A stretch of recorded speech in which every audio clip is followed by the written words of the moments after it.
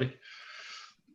I don't see me sideboard. YouTube, it tells me. So in the back of mine, you can just see my dog. Oh, very nice. Very nice ball. And the chili tree, which is there. I hate hanging doors. I can't think about a tree. Chili tree. Right, gentlemen, we are chili live. plant. We are live on YouTube and streaming. All Hey, fools, and I what can is see Hello, while I've been YouTube. doing that, Hello. Web Colb has been joining us. Andrew, say hi. Wave to the camera. Hello. We can hear you Hi. as well. I was Cool. wondering who Andrew Cole was, to be honest. So let's just introduce to our audience here who we are and why we're here. Most of you, there's Dave, my co-host in the podcast. Most of you are our patrons. And when this whole lockdown nonsense happened, not nonsense, very sensible, wash your hands, guys, stay at home. When we all couldn't go out to game with our chums, we thought we'd have a sort of Friday night pub meeting. We'd all bring a drink. I've got my Chums. beer here. That's a very, very English thing, isn't it? I mean, chums. You know, I'm sure Americans drink in pubs too. I know, but Or chums. bars. Chums is like a 19th century. Hello, chums. Okay. Anyway, carry on. We have Sorry. to Yeah, well- cater to the audience, don't we? Yeah, this is a point of differentiation for us, Dave. Is we are chums. Over there, they're pals in America across the channel. Buddies. I'm not Buddies, your buddy, exactly. pal. But we thought we'd meet together every Friday and just check in with each other, make sure we're all okay. And of course, this weekend we've got a whole weekend of gaming with our COVID Con as well coming up. I did Terrible, wonder. terrible name. We should have called it something other than COVID Con. Yeah. Well, this because- time we'll call it COVID Con. If it's a success, even under that name, we'll change the name and be even more successful next time. How about that? Social distancing con. I don't know. So, It's something just, very special happened today, though, which is why we thought we would stream it. And that is Amazon dropped their series. When I say dropped, I mean, it didn't go online. They didn't say that. Down with the kids there. They handle the series the same way as they handle my parcels. They put the TV series of Tales from the Loop online, and I think we've all seen the first episode.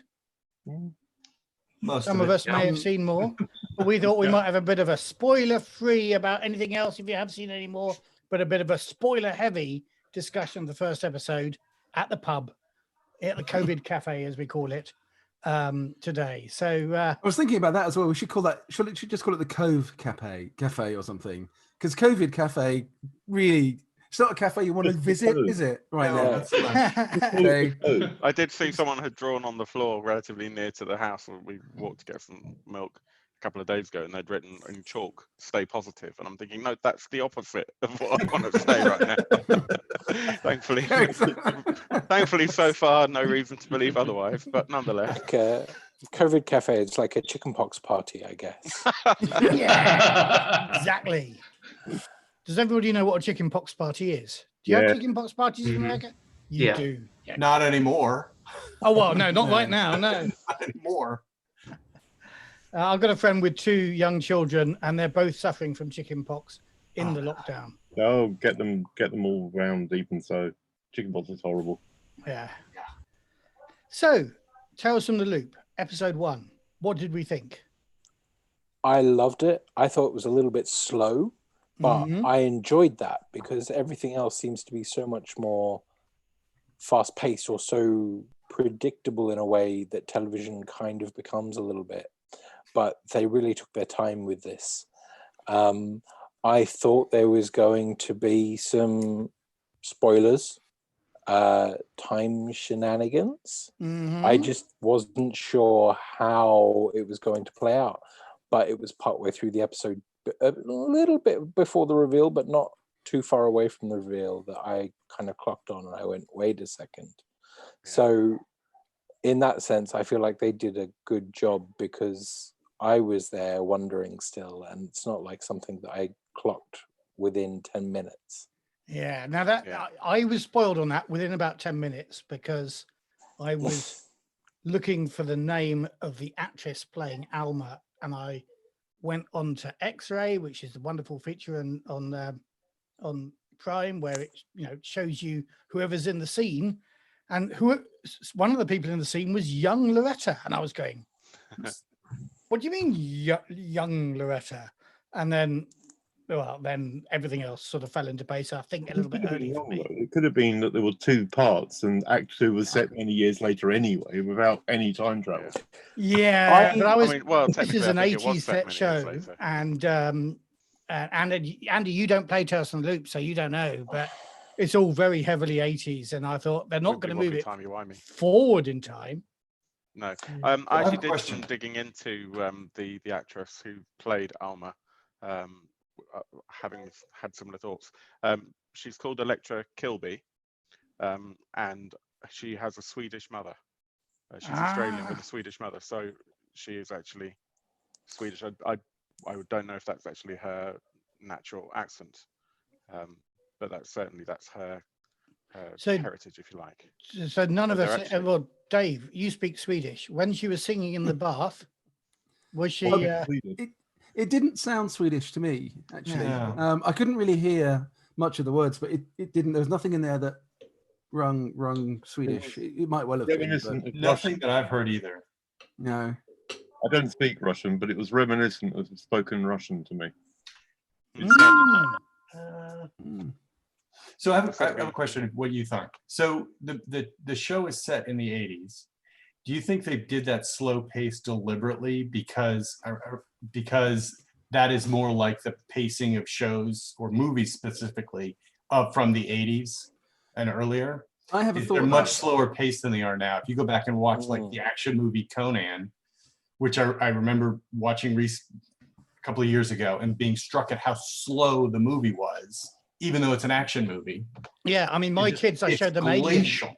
And so I'm wondering if they did that deliberately. How slow it was. I think that's a really good point. I hadn't twigged on that. The thing I'd thought was, I'm so glad that the producers of Tales from the Loop have learnt something from traditional Swedish film and TV making, because a lot of that is very slow, very atmospheric, very lingering on some of those shots like they do in Tales from the Loop. So things like the original of Let the Right One In, for example, or the original of The Girl with the Dragon Tattoo, they are very different movies to the Hollywood versions, which, as you say, are really sped up and jazzed up and made a bit more I don't know, except easy for somebody with a short attention span to get into.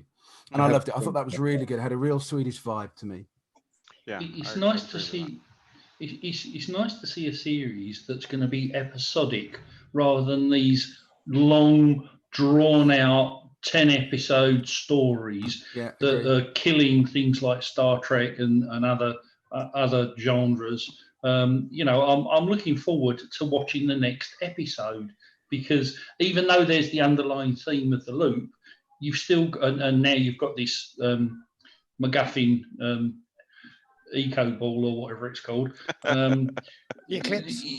Eclipse. Thank you. It still means that the next episode is going to be something a little bit different. Relatively standalone. Yeah, well, I watched the first 10 minutes of the second episode, and I stopped because I knew I'd have to take the dog for a walk before I could finish it in one sitting. But it stays. It doesn't move a million miles away from where it finished the last one, but it does take the story into a different area, which I really like. So it's connected but different at the same time. Love it. Yeah. When having seen the first episode only, my other half, Erin, actually had a really good observation. We were discussing how it compares to other shows. I mean, obviously you have things like Stranger Things, which is a very visceral, sort of almost bordering on horror kind of show. But then if you go back to things like The Outer Limits and The Twilight Zone, they were very episodic and very much about mystery. And actually the conversation turned to an old show that I think everyone here, possibly not Daniel, would have seen, Tales from the Unexpected, in terms of just being about mystery and wonder. And it's a really interesting take. Sorry, just to go back to Dave's point about the Girl from the Dragon Tattoo and the slowness and whatever. There's a YouTube video which compares the remake of that, the American remake, and the Swedish one side by side. and shows the difference in the camera craft between the two. And it's things like the wall of flowers, the pressed flowers that get sent every year or whatever. In the Swedish one, it's in your face. They immediately switch to that wall, whereas in the American one, they focus on the actors' faces first. So you see Daniel Craig's face and what's his name, the guy who plays the older guy or whatever. And then they do what they're reacting to, because the Americans focus more on the characters' reactions to a scene rather than the scene. Yeah. And I actually prefer the Swedish one because the American one is really based on reactions all the time, and that's great when you have an actor who can actually do the reaction. When you have Daniel Craig, who's basically stone-faced for most of the movie, he doesn't really react very much, so you don't actually get the impact, whereas the other actors do react, as you can see what I mean.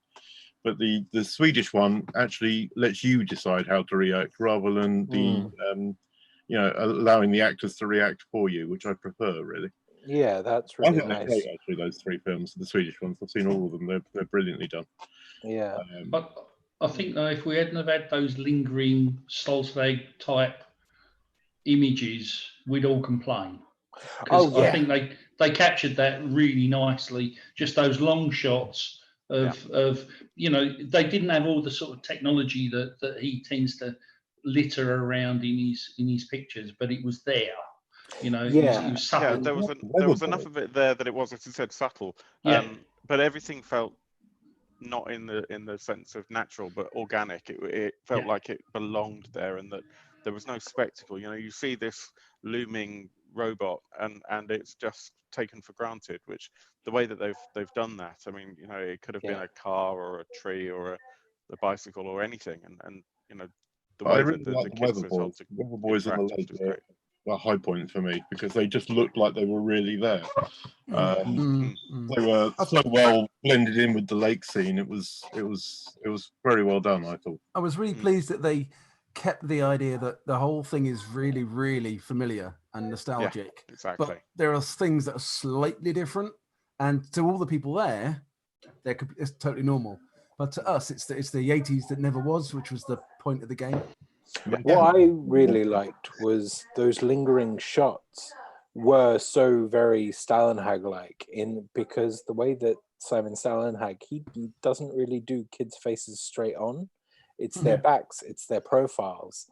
And so each of those lingering shots, you've got the kids walking away, or they're carrying the sled, or this, that, and the other.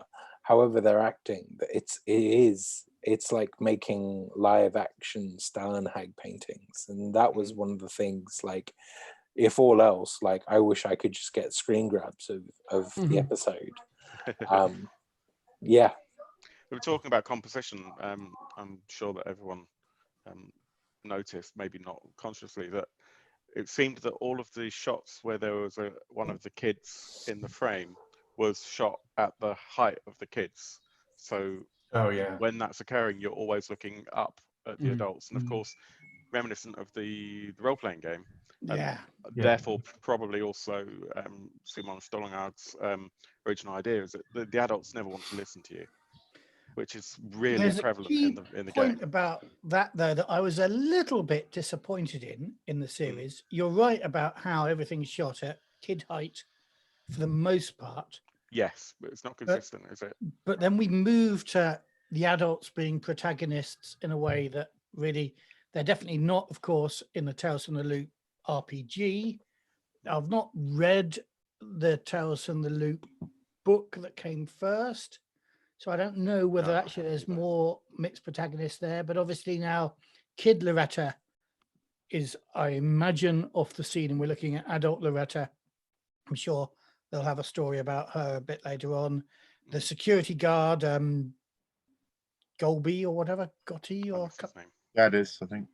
I know, Gaddis, from Publicity Photographs, I know he's going to have an episode of his own later on, which is obviously, therefore very adult-centered because he's a grown-up. And there was a moment when he picked up the phone, having sent the kids away, and phoned adult Loretta, I was a little bit disappointed. I thought, now there's an adult who knows about the weirdness, and it's not just the kids who are doing it. And that was a bit disappointing for me. Except that he Do you doesn't. think that? I don't think he does know that that it's weird. He just thought, oh, that's a bit strange that someone was asking after this name. Yeah, I think Loretta Yeah. falls into that category, Matt, but I don't think Gaddis, if that's his name, does. Did you Do you spot think that that might be because they want to? Sorry, do you think that might be because they want to avoid appearing like another Stranger Things? Possibly, Yeah. yeah. Thanks, Phil. Yeah.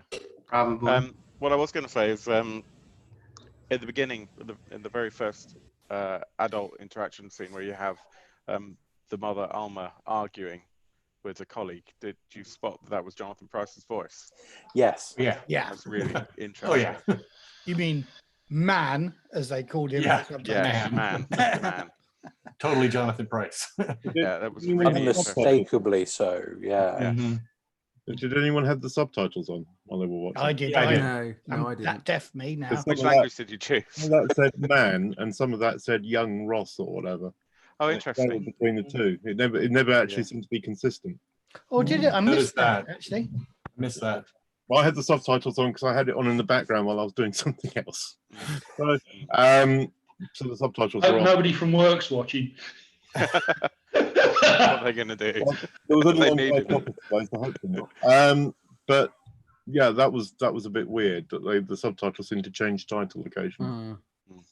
So I want to ask our American pub tenants here, not tenants, customers. Tenants. Given that obviously the game gave us a Swedish setting and an American setting, which isn't the American setting that they're using for the TV series, or what did you think of Ohio? So so I'm of the age where I would be about the age of Loretta in that in the setting. So in the early 80s, I'm 50 now. So in the early 80s, I was in young teens, and all the technology they had in the classroom, like the mimeograph paper and those ancient looking desks, all of that looked more like from the early 70s rather than from the 80s to me. But of course, actually, I picked up on that too, but wasn't it? Because it was Loretta 20 Being years younger, beforehand. Which I had some to add to that. Yeah, I feel like they changed the setting from the one that was in the game to the Midwest, because the Midwest is a decade or so behind some of the like coastal regions of the country. Yeah, I mean, when I was in late elementary school, I was on the East Coast outside of DC. So things may be different out in Ohio. It still looked really old to me. Yeah. It felt about right to me. Okay. Yeah. But no, there was but as Matthew said, young Loretta, and that school was actually not in the 80s. It was been in the 60s or 70s. Yeah. Okay, if it's the 60s, then that's perfect. Yeah, I think that's a subtle thing, that she was in the 60s until she gets home and finds her home is gone, or at least until she gets to the loop and waits for her mum, and the mum doesn't arrive. Yes, exactly. And then she's in the 80s. So I wonder whether the producers again looked at. Yeah, that's about where I stopped watching because I didn't ran out of time. So. So I wonder if the producers decided that they wanted to. Sorry, go ahead. Sorry, it's going to be a really boring point now. That's a Zoom bingo card. Sorry, go ahead. I'll mark that off.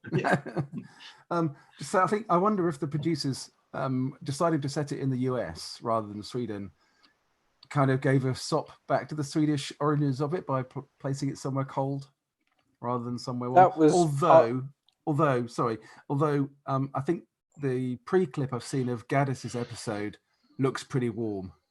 So that might just have been the opening episode. Yeah, I wonder if they're going to touch on the idea of the 4 seasons of madness and have it, across different time, different seasons and whatnot. But that opening I'm hopeful episode, that they will, Jonathan. Yeah, that opening episode, having everything look cold, it was very reminiscent of what I imagine Sweden to be like. I've never actually been, so I know actually very little about Sweden, but that having seen some Swedish movies like The Girl with the Dragon Tattoo series and stuff like that, there is an element of, so this maybe is pseudo-Swedish, which is initially what I thought the language that Alma was speaking was, but that might be wrong. I was bothered by the trees. I went to Ohio in 2004 and I saw like 3 trees all the time I was there. And they seem to have a whole forest of them all of a sudden. Yeah, so I felt like the setting was halfway between, like they wanted to do halfway between Ohio and halfway between Sweden, like they mixed the two. Because again, the trees. So I remember watching Stranger Things, which is filmed here in Atlanta, and it's supposed to take place in Indiana, where I went to college. And watching Stranger Things, I'm like, everything is great, except all the trees are wrong. Trees are Atlanta trees when they're not at all Indiana trees. And it's a small thing, but the same thing with the trees in this. I'm going to go on and on about plants, but go ahead. Those aren't, to me, that's not Ohio. Okay. They said it's set in Ohio, but to me, it looked more like Minnesota or something, which is like American Sweden. That's what I was thinking. Yeah. I mean, where was I? I was near Columbus. Well, we flew into Columbus and we went up to Galion, Ohio, and I swear I only saw 3 trees on the whole trip. Right. 5 miles of wherever. Right, and they're not going to be pines like, never mind. No, like I go on and on about plants all day long. So. I don't know what they were. They were little cedar or something like that. They weren't pines anyway. Right. And there wasn't a single tree. I mean, Galion is in the middle of nowhere, and there wasn't a single tree in Galion at all. It was just buildings and flat, and that was it. Right. So, it looked a bit odd. I'd say that. Well, then I didn't see the whole of Ohio. I mean, it's as big as the UK probably. So what do I? So where do we think they filmed it? Even if they're calling it Ohio, they filmed it in Canada or somewhere? Yeah, it was filmed in Saskatchewan in Canada. I was just looking at that makes sense. Yeah, it looks like Saskatchewan. Yeah. Oh, Phil's on Google, isn't he? You can see it there. You can't see his shoulders move, but the hands are going 10 to the dozen while he's Googling it all. What I do for a living.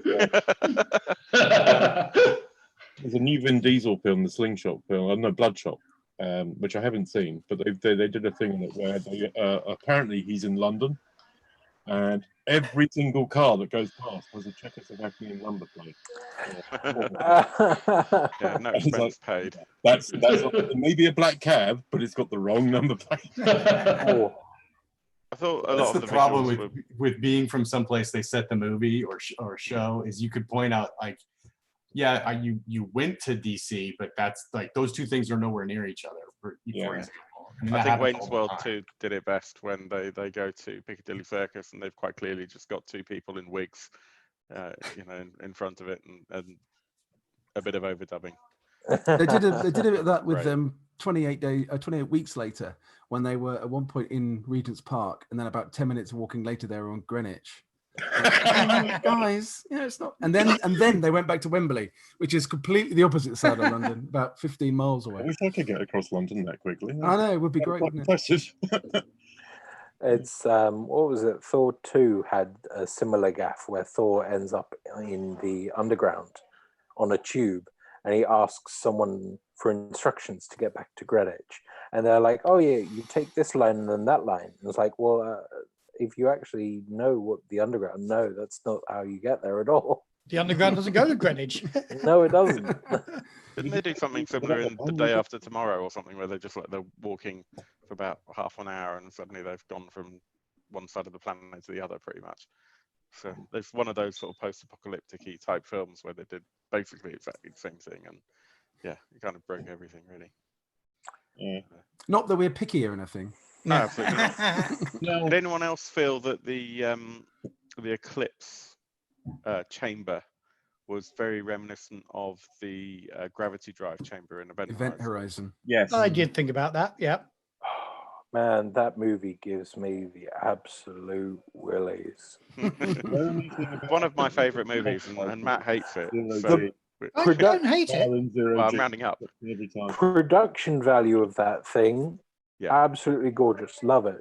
But the content of that movie, Event Horizon, just gives me the willies. The guy who makes his way back with the oxygen tank at the end when he's stressing out and then on the bit of wreckage and then turns his oxygen tank around and says, I'm going to make it, only to end up at the window and not be able to get back in the ship. That's perfect, that is. That's absolutely spot on. And I've never watched it. It's like the space version well, of The Paul, Shining. as a Coriolis Game Master, Paul, you Yeah. should watch it because it is one of the bits of media that inspired the creation of Coriolis. Yeah, Oh, it right. explains But the that- darkness between the stars, from doesn't it? Really? the designers. Yeah. Okay. It's Yeah, also it's very good. So Jonathan, that movie scared me so bad I still have never seen it. Oh. Just the ads. Just the ads. I watched it. I was like, cool, yeah, I'll watch this because I had a poster of it when I was a kid, a teenager. I had a poster of it in my room, never having actually watched it. And I Oh, yeah, watched it sounds great, but no, I watched would never it in see my it. 20s. I watched it in my 20s and I wanted to exercise the DVD. I was like, this is horrendous. I need to burn it. Yeah, I saw it at the cinema, and it was it was more visceral than I was expecting. Apparently, the original director's cut was far worse, and they showed it to test audiences. And there are scenes that are effectively the darkness between the stars from Coriolis. You can see kind of where I presume they ripped it from, and they're just almost cut to subliminal messages in the way that they're delivered in the theatrical release. But the original was more like extended Hellraiser type scenes. I can't watch that sort of thing. So Hellraiser is the only film that scared me completely willyless, and the reason why it scared me completely was because I watched it around a friend's house, slightly inebriated as you do, and I then walked home, and on the way home there was some chains blowing in the wind somewhere.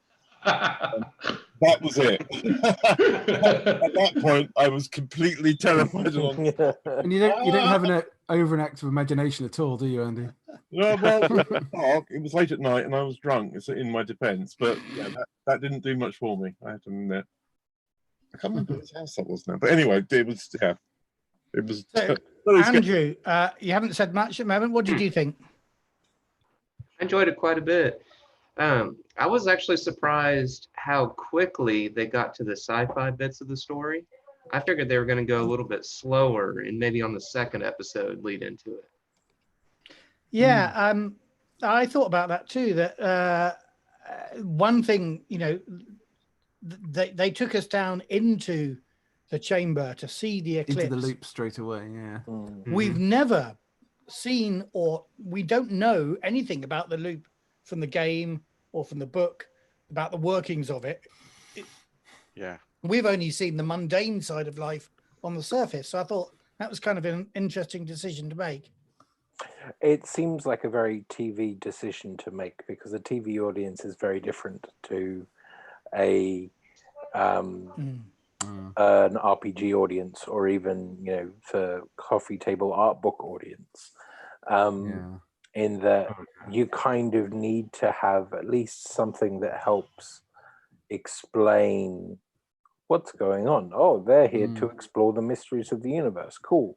And what does that mean? Well, here's the first thing. It's a giant sphere of tiny little hexagonal shaped bits that come loose, apparently. I think it plays to Matt's point earlier really, really well, which is because that part of the program was focused from the adult's point of view, then that kind of stuff might come into it. And I'm sure that Jonathan Pryce's character is going to have an episode of his own at some point, rather than just be a cameo. If they kept it just from the point of view of the kids, then we should know nothing about what happens behind the door that they all come in and out of. Yeah. So, but they also gave away that the fact is it's extraterrestrial. When if you look at certainly the game, there's no hint there that the loop is anything extraterrestrial. No. Did they say that then? I can't recall. Well, they dropped a pretty heavy hint that it wasn't of this Earth. The scene at the end when they're actually in there with the ball, I think she says something about we don't know where it came from, which to me smacked extraterrestrial.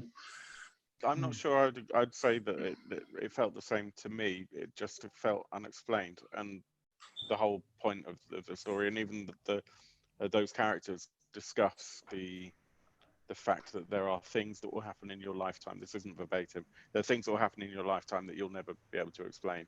The loss of your mother, you'll never find where she went. You'll spend your entire life trying. And that's a self-fulfilling prophecy, which is. Although I do wonder if they wonder will whether there come is to going to that be at some point. a bit of a series arc, and maybe in episode, what are we? Is it 8 or 10 episodes? There's 8. Episode 8 might well feature Alma again. Well, I think that adult Loretta, was it Loretta? Yeah. Yeah, it's fine for her to now meet Alma, but that young Loretta shouldn't, because that would then create a paradox.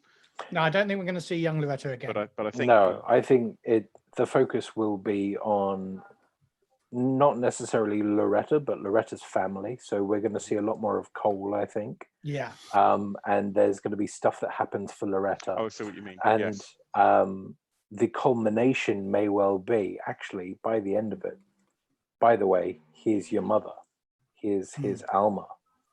That, those 8 episodes exploring different things that happen that are all based around the loop, but also, yes, you spend your entire life searching for something, and then finally, here's the answer. Here's your mother. I fully expect that to happen.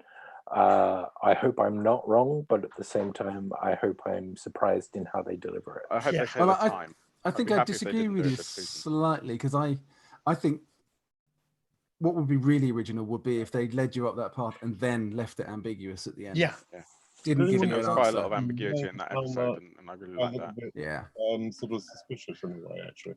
Come a bit closer to the mic, Andrew. Sorry, Andy. No, the name Alma, right? I was thinking about this. I swear that I've heard some of that Alma is a research project or a scientific project or something like that. It's an acronym anyway.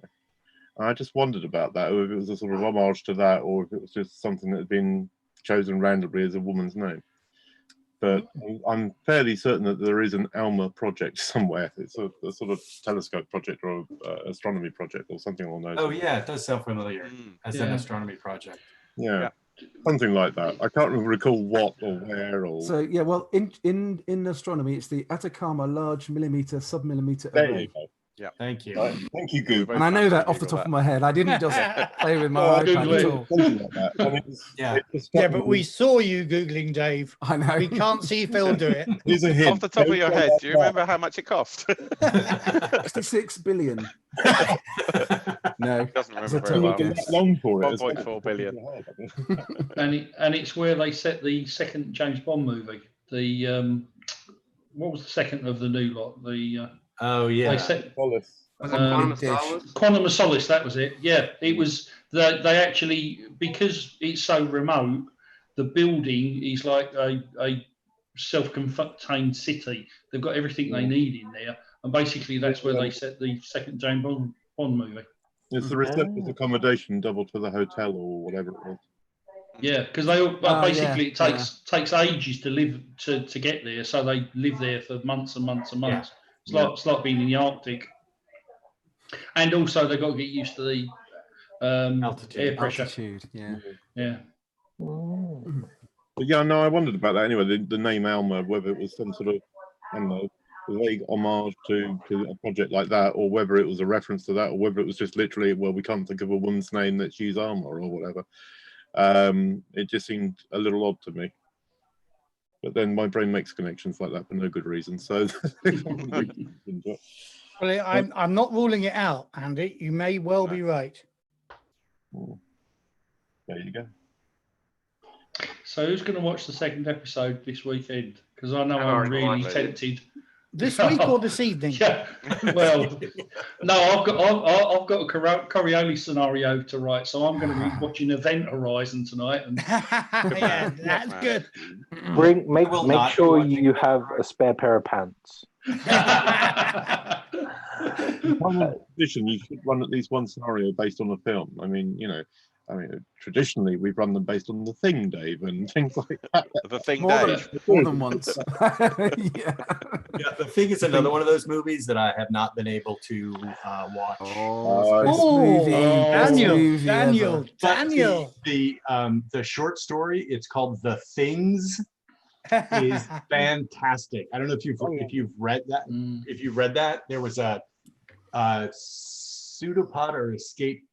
I think it was Escape Pod did it a couple of years ago, where they had someone read the story. It's the movie told from the Thing's perspective. Oh, that piece of It's fan fiction, I've read that. Yeah. Okay. It's really, really good. You need to post a link. I can do that. I can find that. Thank you. Cool.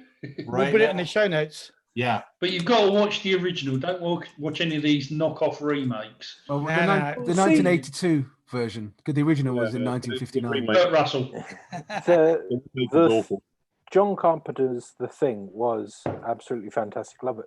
But I also really like the 2011 The Thing with Elizabeth Weinstead. I thought that was We have to differ there, I think, okay. because I thought that was horrendous for a whole variety of reasons, not least of which was the ending of the original Thing in the 1982 one was a classic cliffhanger moment. Well, spoiler, but there you go.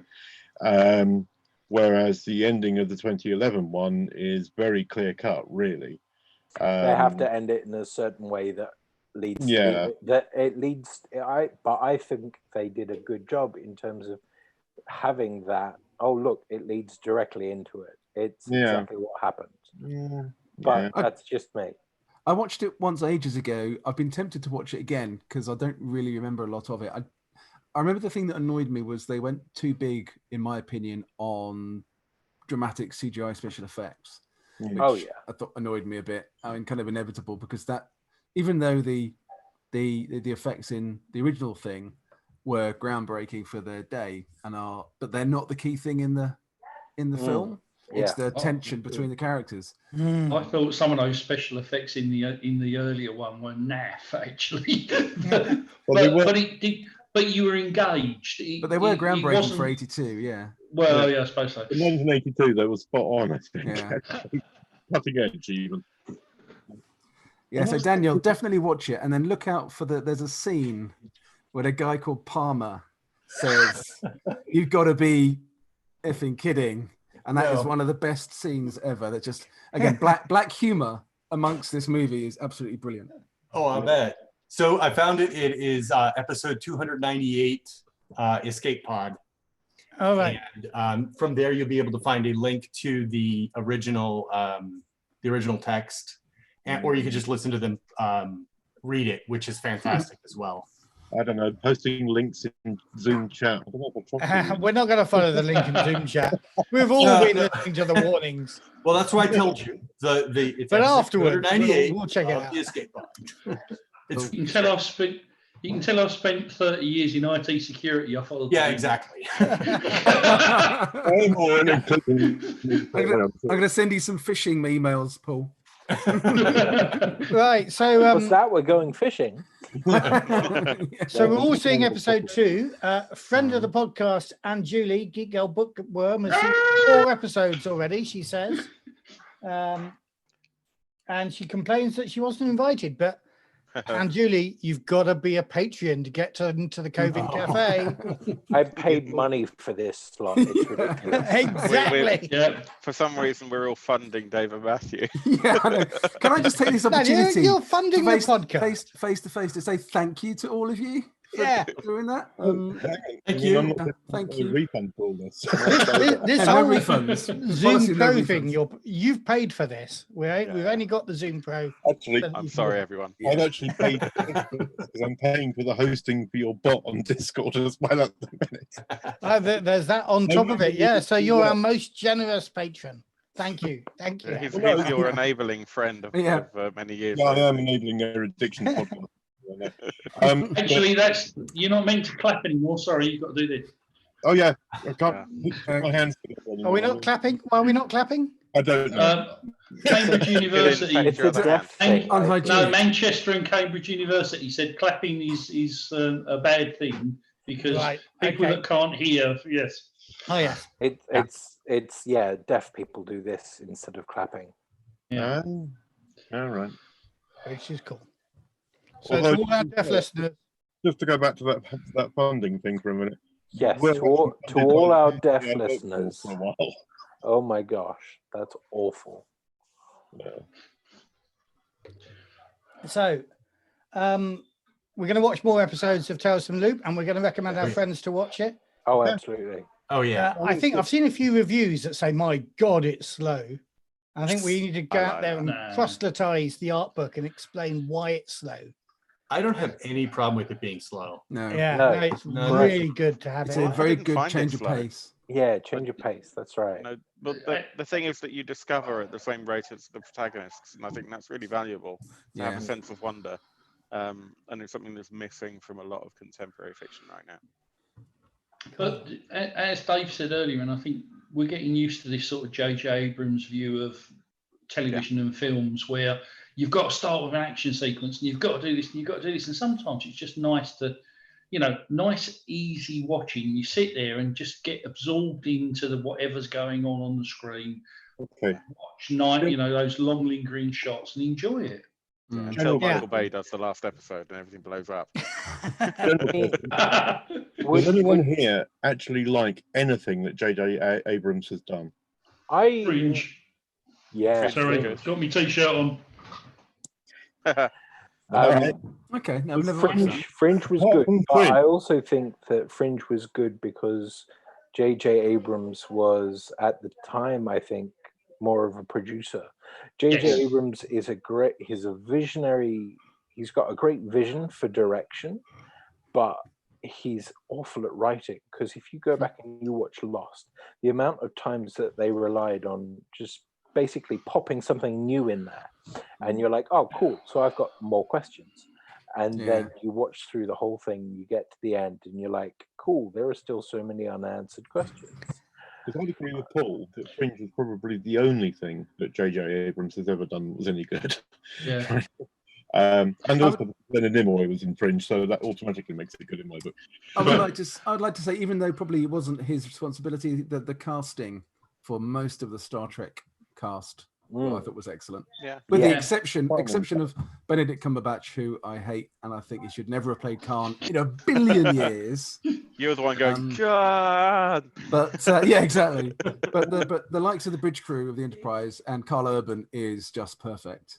I think Benedict Cumberbatch did a good job of it, actually. I'd have to disagree with you there. He's not Ricardo Montalban, but then no one is Ricardo Montalban. No, but I think it was all, I mean, the film was just such rubbish. Anyway, Ricardo Montalban to me is Fantasy Island, which always ruined Khan for me anyway, because I kept expecting someone to plane in the background. I was going to say, wasn't that the one with the little guy who was in What the Man with the Golden Gun, wasn't he? Yeah.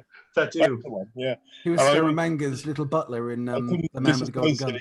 The two, the Ricardo Montalban from Fantasy Island and the Ricardo Montalban as Khan, even though Ricardo Montalban had always been Khan. If you see what I mean.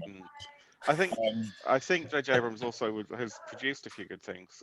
I think he had a production credit on Westworld, for example, which the first season and a half at least were very, very good. We haven't watched. That was also written by Christopher Nolan's brother, I think. Yes. So there's strong there. Like the Nolans are very the Nolans are very good. Yes. In my estimation, anyway. The first When you say the Nolans, really I think the Nolan sisters. Yeah, and he also believes that they're very good. So. Sorry, Paul. The Nolan sisters are into writing sort of android sci-fi, but maybe, I mean, maybe that's not what they are. It's androids. I don't know. Well, the third season so far has not exactly been a triumph, I think. Yeah, we haven't watched that yet. No, I don't know. I was disappointed with what they did with Well, I mean, you were talking about Lost. I never watched Lost, and it's probably the only science fiction program I've ever, when they've got to the end, thought, I'm really glad I didn't watch it. Because so many people I knew were devout fans and said, this is the best thing since sliced bread. And it came to the final season and the last episode, and they just crashed. I had a similar. I watched the first season, and then I didn't watch anything up until they're like, it's the final season. So I was like, cool, all right, well, I'll watch this. So I watched the first season and I watched the last season. I had friends fill me in on a couple of gaps, but otherwise I got through to the end with less questions than they had because I hadn't watched the filler seasons where they were just coming up with more crap. I watched the whole thing from beginning to end. Yeah, so did I. The first season was great. The second season onwards was diabolical. And the only good thing, as far as I'm concerned, that came out of Lost was a parody video called "The Writers of Lost," which I will find and share. And that basically gives the idea of, the writers are getting in the room and just making things up and seeing whether or not, throwing stuff at the wall and seeing what sticks, basically. It's old, but it's hilarious. I think Jonathan's point was really good, which is because they were under such pressure to write something exciting and have a cliffhanger at the end of every episode, they had to throw in things that raised more and more questions and raised the stakes so high that you were never. There was no way the writers of Lost could have done a finale that was going to be in any way satisfying. And it was about as bad as it could have been. The way they could have done it is if they'd actually planned from the beginning to create a story arc like J. Michael Straczynski did for Babylon 5. But no, they clearly didn't. Yeah. They clearly just didn't think they'd ever have to explain it. Like when Star Wars was bought by Disney and they said, J.J. Abrams, you can take the head on this. So that's the one thing that I like by J.J. Abrams is The Force Awakens. You can't convince me otherwise. I love that movie. I like The Force Awakens. That is the thing I like from J.J. Abrams. So much fun. I don't care that it's a rehash of a new of Star Wars. What we wanted after all that time. So much fun. The rehash isn't what gets me. What gets me is the not even pseudoscience, the idea that there is a planet that people spend 30 years hollowing out and turning into a super weapon. It fires across the galaxy, both at hyperspeed through hyperspace. Yeah. Just don't care. In real time. Don't care. Without hitting anything else. Shoots and I'm big fan on this one. This is Saturday morning cinema type science fiction. I can live with it. Yeah, I really hate the fact that in Star Wars films it's all unrealistic. Yeah, I want a documentary of Star Wars. I don't want a fantasy film. Now, before we have a pub fight, I wonder whether we ought to try the COVID cafe for this Friday. Yeah. For a lot of you here in Europe, it's dinner time. I got my dinner served just before we started, so I've been munching away. But you guys must be getting hungry, and you guys in the States, it'll be coming up to time to knock off work soon. I got to make sure my kids have completed their schoolwork. Yeah. In time-honored British tradition, I'm just going to say, so do you want to take this outside? Which, of course, we can't do. It's a phrase you want to go and have a fight. But we're going to have to do it indoors because, Okay, so we've been streaming this, remember, everybody. So thank you very much for not swearing or not swearing too much. And I didn't swear when I had the chance. You got the chance now, Dave. I mean, if you want to make up. And thank you, Dave, for spending a whole 40 minutes without talking about the Romans once. Yeah. Hang on, I've got what's that? Is that a map of Rome? So I've rooted out an old role-playing game I made about Rome because I've got a real desire to do a Year Zero engine game about Rome. Was it that time already? Right, it's time to say goodbye to any viewers who are watching and to our forthcoming podcast listeners. I think it's a wholehearted recommendation, isn't it? 8 out of 8. Yes. Watching 5 out of 7. It's amazing. Brilliant. To do the role-playing game, Dave? Sorry, Andy? How long did it take you to write the Roman role-playing game? Oh, this is one I did ages ago. But how long did it take? I don't know. I don't remember. More than a day? Because, I mean, Rome wasn't built in a day. Right? Andy, we know that get him off. Take him off the street. When Dave wrote contemporary... There we go. You've done it, Andy, because that bombshell. I'm removing Andy now. When Dave wrote it, it was contemporary fiction. That's all we need to know. Thank you, everyone. Right, I'm removing you too. You can't slag off the host. Bye-bye. Cheers, guys. Bye. Bye. see ya. There we go. And I'm going to end the meeting. Thanks very much. Take care.